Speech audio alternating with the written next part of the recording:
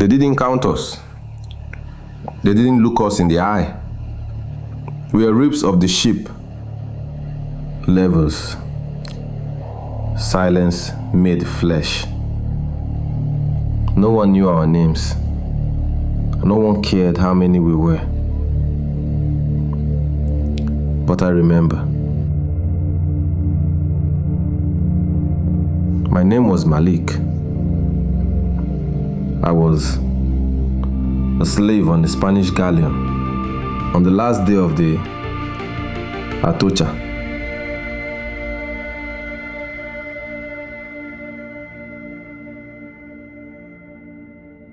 There is no morning below deck. There is only duration, stagnant air, unyielding dark. We did not wake, we surfaced into pain, into muscle memory, strained, into the drum's call. My back pressed against the sweating timber of the hull. The oar dug grooves into my palms. Every inch of my skin was a wound, every joint a plea. I could not smell myself. I could smell us. Human salt, rotten feet, iron from the bleeding wrists, and beneath it all, the acidic stench of the bilge. We were 82 beneath deck. To my right was Elias, silent for months. Before that, he had taught me to row with rhythm, not strength. Save the strength, he had said, for the day you need to lift the sea. To my left, Papa Kojo, an old man with white in his beard and scars that told stories in languages older than Spanish. His voice was cracked from thirst, but every now and then he would thrum a tune no European would ever know. Across from me, little Bembe, no more than 12, but chained like the rest of us. He'd been taken from Santo Domingo. He still cried out in his sleep. And behind me, Bashir, whose arms never stopped bleeding, where the manacles beat through callous and memory. He whispered to the oar like it was his brother. Said the wood spoke back. There was no silence, only the space between the drum beats. Above us, the groan of the planks shifted, something new. And then, a crack. Not thunder, not whip, but light. A fissure in the hull, near my head, just wide enough for morning. I saw gold in the dust of the sunbeam. It hit me not as warmth, but as memory, like a name I had once known and lost. I inhaled, and for the first time in years, I chose to be alive. Men were cheaper than sail. While sails depended on weather, slaves obeyed drums. Galley slaves were not protected by any law. They were fed just enough to row, chained for efficiency, punished for slowing, and replaced without record. On the Atocha, these men were not nameless by accident. It was policy. No paperwork meant no accountability. They were not meant to survive. The cargo was insured. The men were not.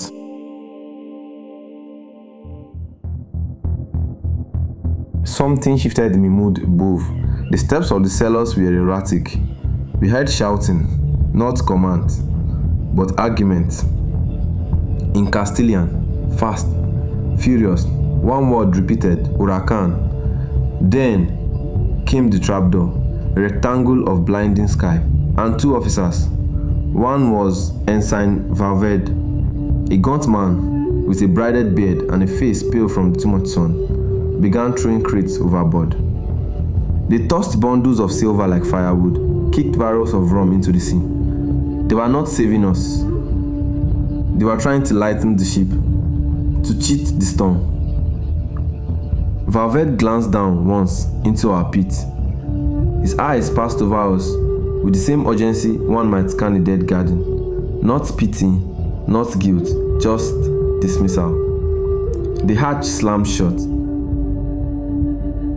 That she was marching something to the oar.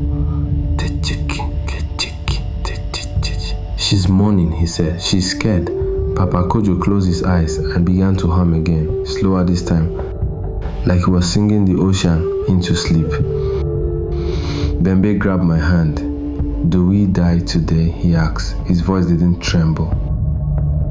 Just curiosity, as if asking if it would rain. Elias leaned close and whispered, "Storm's not coming. It's already here."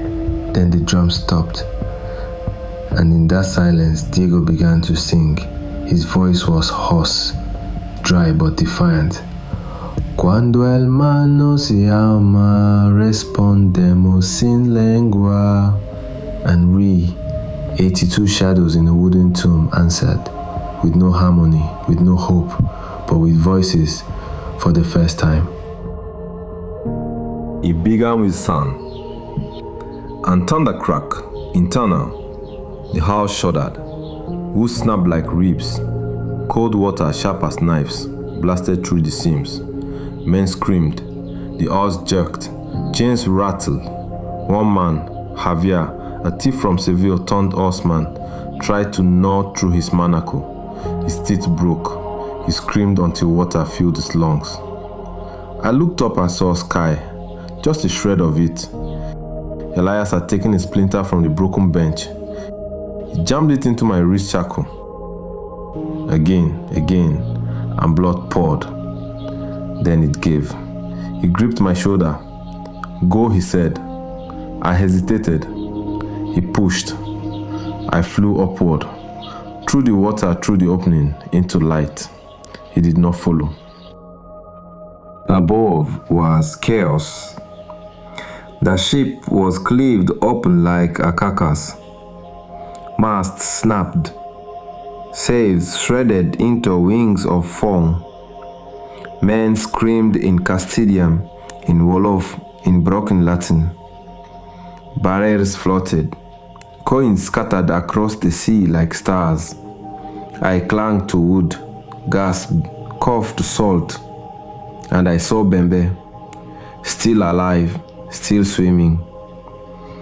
He looked at me just once. Then the wave took him. I never saw him again. Day 1, sun. Day 2, thirst. Day 3, silence. I sang to myself, not Diego's song, my mother's.